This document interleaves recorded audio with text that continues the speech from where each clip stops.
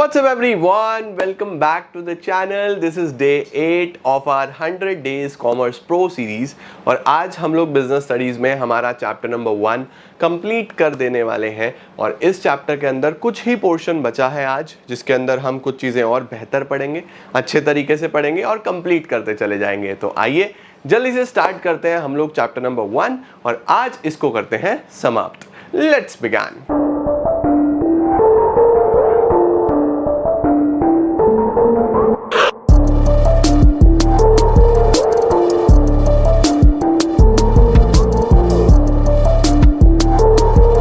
तो guys last class में हम लोगों ने बिजनेस प्रोफेशन एम्प्लॉयमेंट के बारे में पढ़ लिया था। अब आज हम लोग बिजनेस एक्टिविटीज के बारे में पढ़ने वाले हैं। ठीक है, इनको समझने के लिए बच्चों एक चार्ट है, मैं आपको दिखा रहा हूं, आप उसका स्क्रीनशॉट ले लो। ये देखो, ये होता है हमारे पास पूरा का पूरा चार्ट जो आपको हेल्प करेगा अच्छे तरीके से चीजों को समझने में। ठीक है, देखो सर, सबसे पहले बेटा हमारे पास आती हैं ह्यूमन एक्टिविटीज। अब इंसान जितनी भी एक्टिविटीज कर रहा है, कल मैंने आपको समझा दी थी, या तो वो out of love, affection, sympathy, care कर रहा होगा, उसको हम नॉन इकोनॉमिक एक्टिविटीज में कंसिडर करते हैं। अगर वो पैसा कमाने के लिए कोई भी एक्टिविटी कर रहा है तो उसको हम इकोनॉमिक एक्टिविटी में कंसिडर करते हैं। अब इकोनॉमिक एक्टिविटी में हम लोगों ने एम्प्लॉयमेंट, बिजनेस और प्रोफेशन के ऊपर डिस्कशन किया था, ये भी हमने कर लिया। अब जो हमें पढ़ना है आज वो है एम्प्लॉयमेंट में फर्दर कोई कैटेगराइजेशन नहीं है, प्रोफेशन में कोई कैटेगराइजेशन नहीं है, लेकिन बिजनेस एक्टिविटीज में कैटेगराइजेशन है। बिजनेस में आप काफी कुछ कर सकते हो, बहुत कुछ करा जा सकता है। सबसे पहले आता है हमारे पास industry and then we have commerce. Sir, industry और कॉमर्स में क्या फर्क होता है? तो देखो, इंडस्ट्री हम किसको बोलते हैं? जब भी कोई भी एक ऐसा यूनिट है या कोई भी एक ऐसा बिजनेस है जो रॉ मटेरियल यूज करके, जो रिसोर्स को यूज करके यूजफुल प्रोडक्ट बना रहा है, उसको हम लोग इंडस्ट्री बोलते हैं, है ना। जैसे हम बोलते हैं कि ये कपड़े की इंडस्ट्री है, तो कपड़ा क्या हो रहा है वहां पे? कॉटन से क्लोथ बन रहा है ना। या पेपर इंडस्ट्री है, लकड़ी से कागज बन रहा है। तो इंडस्ट्री जब भी शब्द आएगा तो इंडस्ट्री समझ जाना कि रिसोर्सेज को कन्वर्ट करेगा किसी ना किसी यूजफुल प्रोडक्ट में। अब इंडस्ट्री कितने तरीके की होती है आपने छोटी क्लासेस में पढ़ा होता है। ये primary industries, secondary industries, tertiary industries. Industry हमारे पास 3 प्रकार की होती हैं, primary, secondary, tertiary. Primary industry कौन सी होती है बेटा? जो बेसिकली रॉ मटेरियल एक्सट्रैक्ट करती हैं, है ना। कोल माइन से कोल निकाल लिया, गोल्ड माइन से काम कर रहे हैं, उसके बाद ऑयल वेल्स से ऑयल निकाल रहे हैं, तो या तो एक्सट्रैक्ट कर रहे हैं या फिर एनिमल से रिलेटेड होती हैं, प्लांटिंग कर रहे हैं, फ्लावर्स में बिजनेस कर रहे हैं, या फिर हम जितने भी एनिमल हस्बेंड्री वगैरह देखते हैं, वो सारी की सारी चीजें भी प्राइमरी का पार्ट होती हैं। सेकेंडरी क्या होती है? सेकेंडरी होती है जो प्राइमरी ने रॉ मटेरियल निकाल के दिया है, उससे कुछ ना कुछ आगे फर्दर प्रोडक्शन करना, उसको कन्वर्ट करना फिनिश्ड गुड में। यानी जो यहां से रॉ मटेरियल आया है, इसको यूज करेंगे और कुछ नया बनाएंगे, तो इसके अंदर मैन्युफैक्चरिंग आ जाती है, कंस्ट्रक्शन आ जाती है। इस पर डिटेल में भी डिस्कशन करेंगे। टर्शरी में क्या आता है बच्चों? पूरा का पूरा सर्विस सेक्टर आ जाता है, किसी भी तरीके की सर्विस, चाहे वो टीचिंग हो, कम्युनिकेशन हो, बैंकिंग हो, ट्रांसपोर्टेशन हो, वेयर हाउसिंग हो। There are lot of services जो हमारे आसपास हमें देखने को मिलती हैं, सब टर्शरी में आ जाती हैं। तो this was all about industry. Commerce की बात करें तो कॉमर्स होता है कि आप बना बनाया सामान या व्यापार कर रहे हो, सामान लेके आ रहे हो, उसको बेच रहे हो, प्रॉफिट बीच में कमा रहे हो, ट्रेड बोल देते हैं उसको। तो ट्रेड क्या होता है? जब भी buying and selling of goods and services होता है for the main M of earning profits, उसको ट्रेड बोलते हैं। देश के अंदर अंदर हो रहा है, इंटरनल, विदेश में भी कर रहे हो, एक्सटर्नल, है ना। तो देश के अंदर अंदर या तो होलसेल होता है, रिटेल होता है। बल्क में होता है तो होलसेल, क्वांटिटी सिंगल क्वांटिटी में भी सेल करते हो, रिटेल। देश के बाहर जाते हो तो import, export, entry port. Import होता है बाहर से सामान खरीदना, एक्सपोर्ट होता है बाहर बेचना, एंट्री पोर्ट होता है बेटा बाहर से खरीद के लाना, अपना मार्जिन जोड़ना, फिर बाहर किसी और देश में बेच देना, एंट्री पोर्ट, ये भी करते हैं लोग। ऑक्सिलरीज क्या होती हैं? Auxiliaries are same in case of tertiary industries. जैसे यहाँ पे इंडस्ट्री को चलने के लिए सर्विसेज की जरूरत पड़ती है, उसको हम टर्शरी इंडस्ट्री बोलते हैं। सिमिलरली कॉमर्स को चलने के लिए, व्यापार करने के लिए भी हमें सर्विसेज की जरूरत पड़ती है, तो यहाँ पे इनका नाम क्या रखते हैं? Auxiliaries to trade. ठीक है सेम चीज, बस नाम अलग अलग है। इंडस्ट्री में क्या बोलेंगे? अगर आप इंडस्ट्री पढ़ रहे हो टर्शरी इंडस्ट्री। कॉमर्स को पढ़ रहे हो तो ये ऑक्सिलरीज टू ट्रेड हो गई। इसके अंदर क्या क्या आ जाता है, banking, finance, transportation, warehousing, advertisement, insurance. तो इस पूरे चार्ट को अब हम डिटेल में 1 on 1 पढ़ने वाले हैं यहाँ से, ठीक है। आप स्क्रीनशॉट एक बार लेके चलो ताकि आपके लिए इजी हो जाए। चलो सर, अब हमें डिटेल में एक बार ये सारा का सारा पढ़ा दो। देखो ये सब कल पढ़ लिया था। सबसे पहले इंडस्ट्रीज और कॉमर्स 2 पार्ट्स में डिवाइड होंगी बिजनेस एक्टिविटीज, ठीक है। अब अगर हम बात करते हैं इंडस्ट्री की, तो इंडस्ट्री क्या है, the production of goods and services with in an economy. एक ऐसा इकोनॉमिक एक्टिविटी जिसके अंदर हम प्रोसेस करते हैं रॉ मटेरियल को, मैन्युफैक्चर करते हैं गुड्स को फैक्ट्रीज में, राइट। इसका मतलब यहाँ पे मेनली कन्वर्जन हो रहा है रिसोर्सेज का यूजफुल गुड्स में। मैंने आपको पहले भी बताया, जब भी कोई रिसोर्स को यूज करेंगे, कन्वर्ट करेंगे, नेचुरल रिसोर्सेज को यूज करते हुए कुछ अच्छा सामान बनाएंगे, फाइनल गुड बनाएंगे, फिनिश गुड बनाएंगे, इंडस्ट्री बोल देंगे, ठीक है। इंडस्ट्री में बच्चों अब क्या क्या आ गया, प्राइमरी, सेकेंडरी, टर्शरी। ये भी मैंने आपको बता दिया कि प्राइमरी होती है, सेकेंडरी होती है, टर्शरी होती है। सर प्राइमरी कौन सी है, वो सभी एक्टिविटीज जो कहीं ना कहीं एक्सट्रैक्शन या प्रोडक्शन करना है नेचुरल रिसोर्सेज से, या रिप्रोडक्शन और डेवलपमेंट कर रहे हैं living organism, plants, flowers, animal husbandry, जितने भी चीजें होती है ना, वो सारी की सारी, चाहे वो फिशरीज हो, चाहे वो हम बोलते हैं कि जब बी फार्मिंग होती है, बी फार्मिंग समझते हो, मधुमक्खी से शहद के लिए करते हैं ना, हनी के लिए, हनी बी, राइट। तो इस तरीके की चीजें सारी की सारी प्राइमरी इंडस्ट्रीज में आ जाती हैं। पोल्ट्री फार्मिंग सब इसी में आता है। चलो सर प्राइमरी इंडस्ट्रीज के क्या क्या पार्ट है। सबसे पहले होता है बच्चों primary is easy. Primary is easy, E is extractive, G is genetic, very simple है ना। प्राइमरी याद रखना, प्राइमरी ईजी है। अब इंडस्ट्री सबको याद रहता है, प्राइमरी, सेकेंडरी, टर्शरी। प्राइमरी क्या है, ईजी है। एक्सट्रैक्टिव, जब आप कोई ना कोई नेचुरल रिसोर्स एक्सट्रैक्ट कर रहे हो, देखो ये अंदर माइन में घुस के निकाल रहे हैं ना। Industries relate to extraction of products from natural resources, farming, mining, hunting, ये बेसिकली इसमें एक्सट्रैक्टिव में आ जाएगा।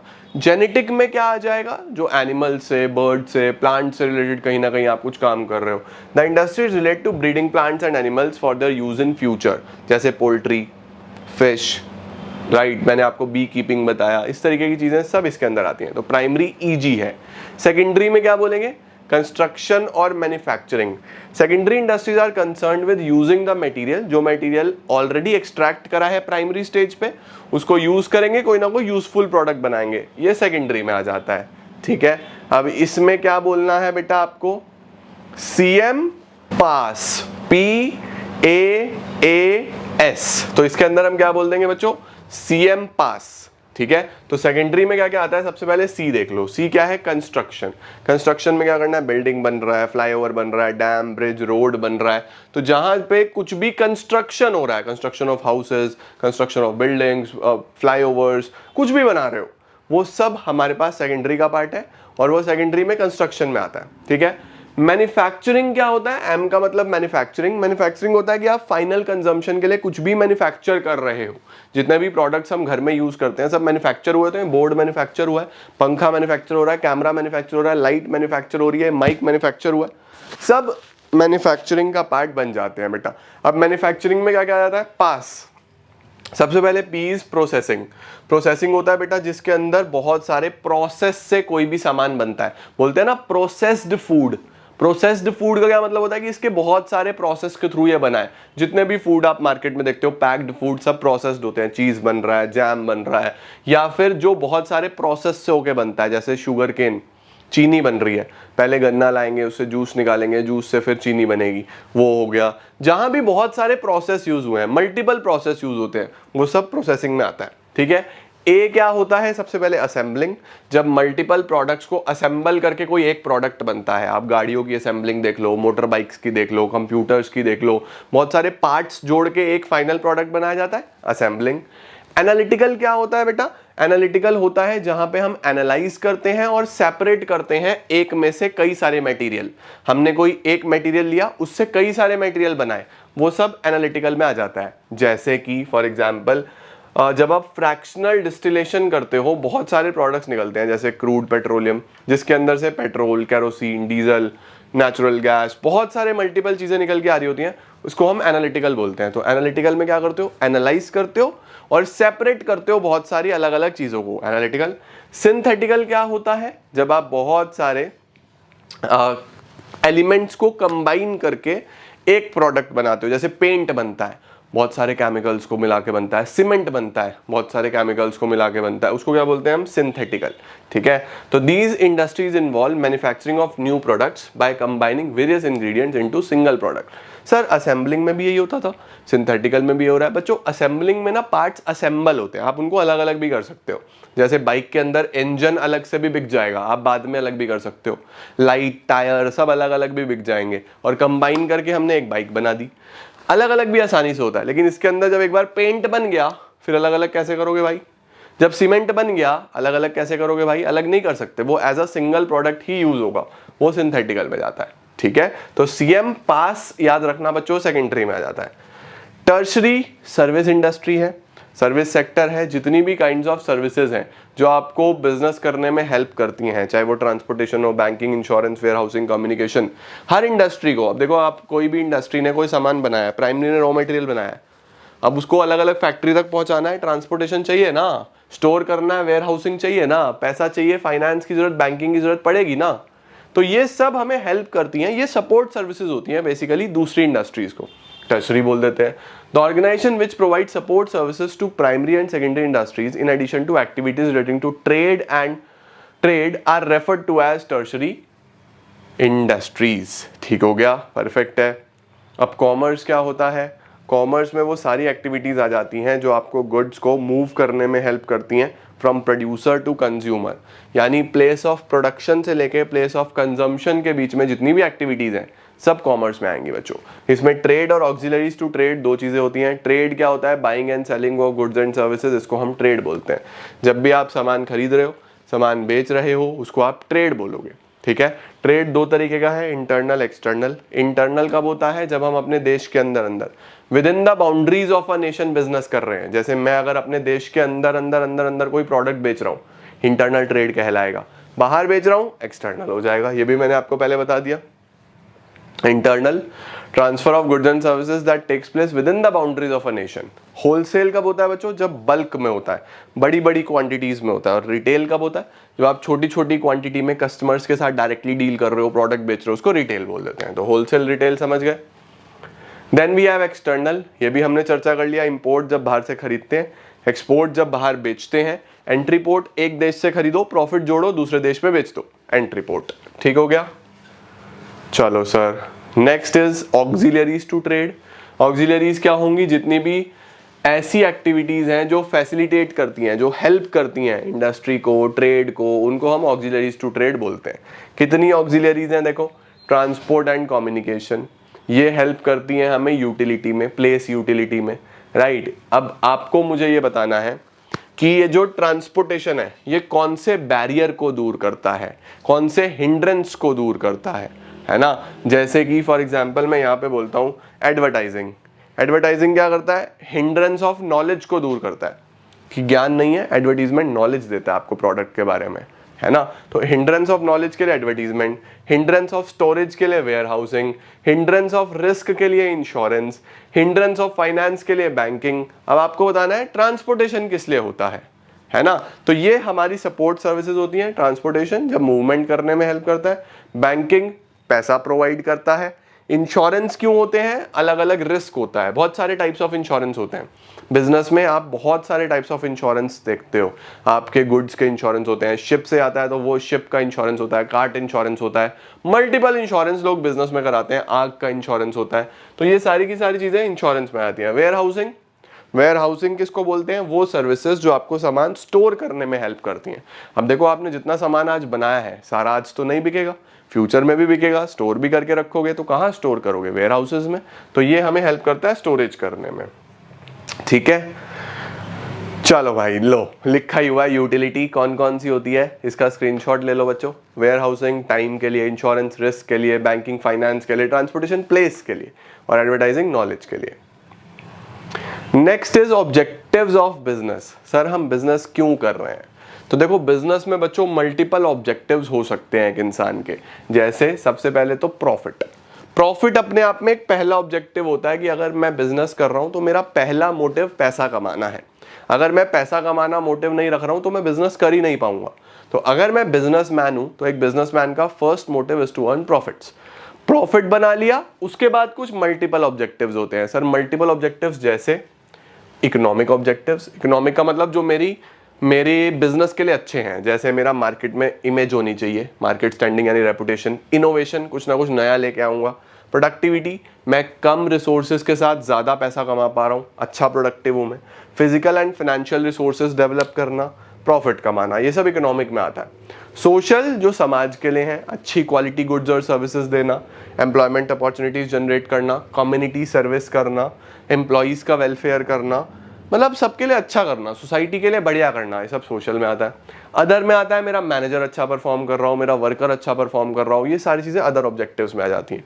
तो कितने ऑब्जेक्टिव्स हो गए हमारे पास? Economic, social and other. Next is role of profit in the business. चलो बताओ भैया, प्रॉफिट क्यों चाहिए?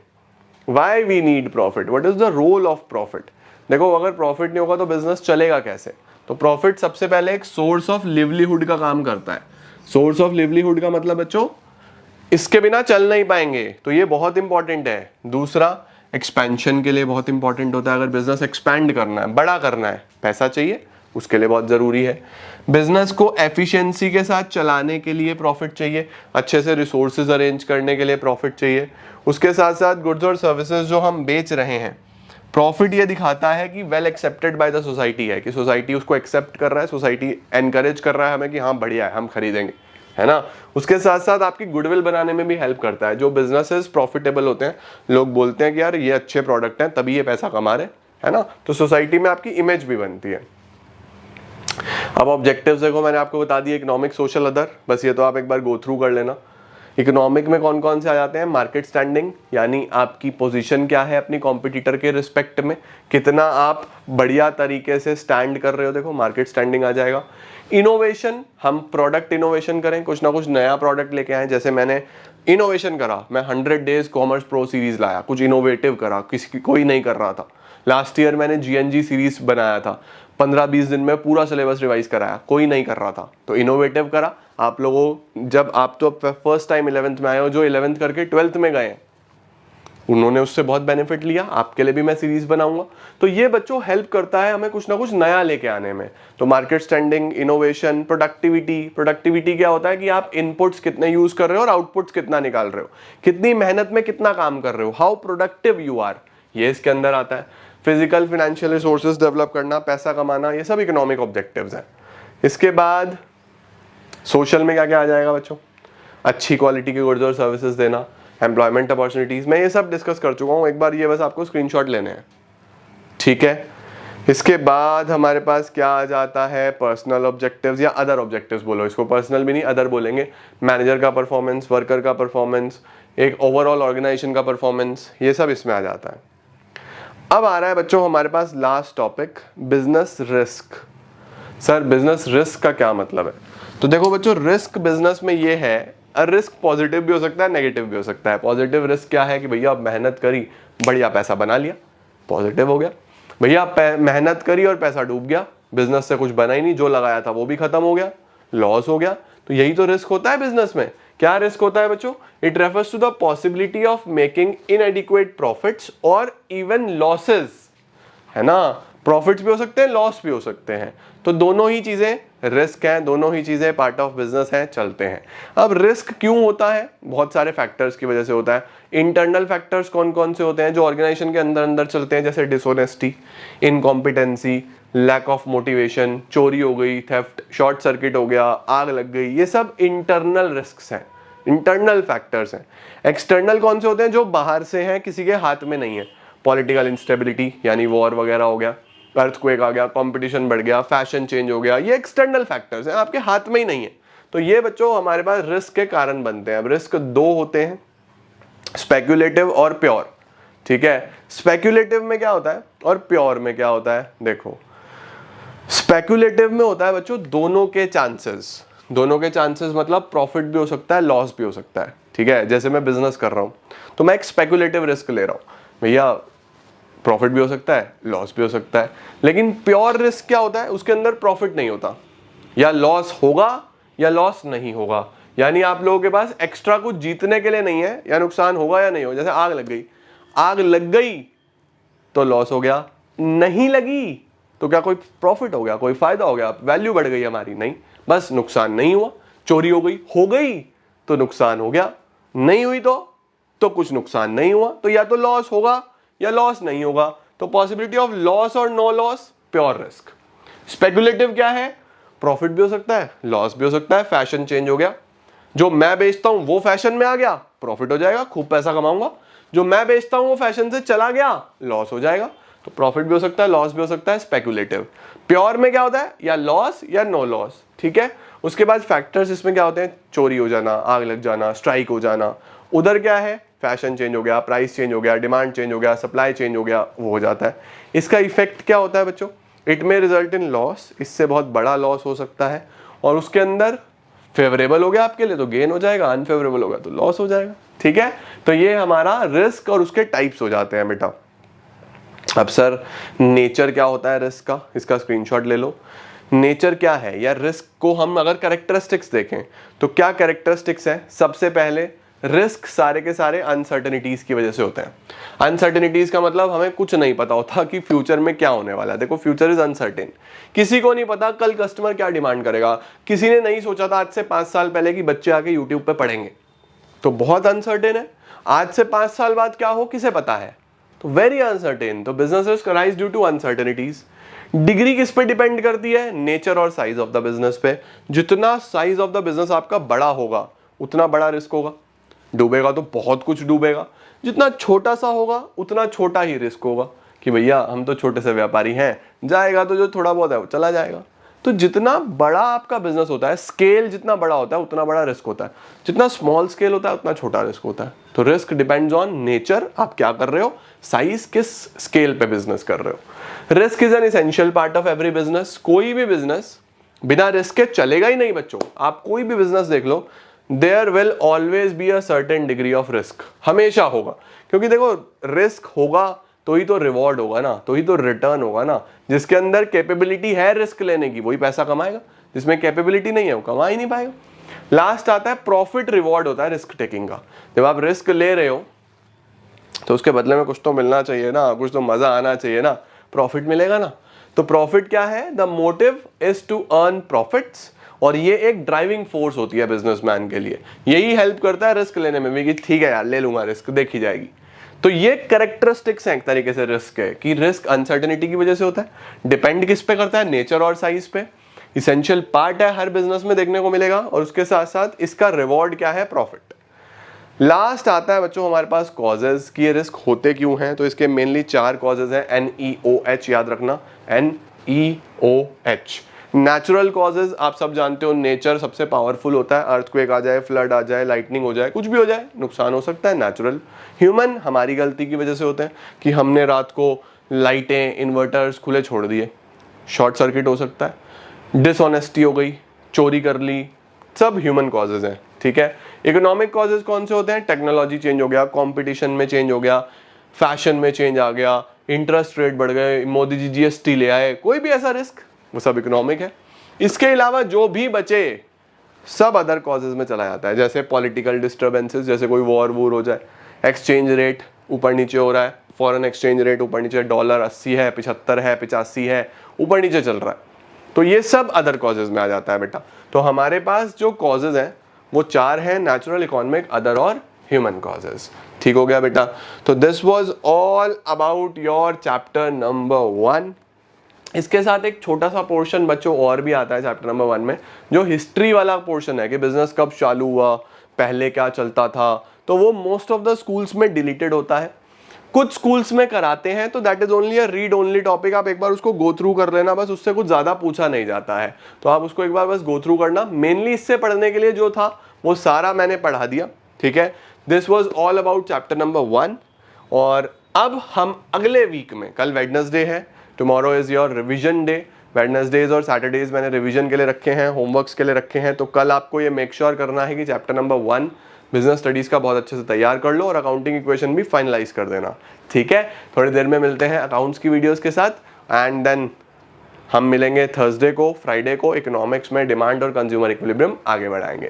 Thank you so much everyone for joining in. I am gonna see you all super soon. Till then see ya, take care, keep glowing and keep growing.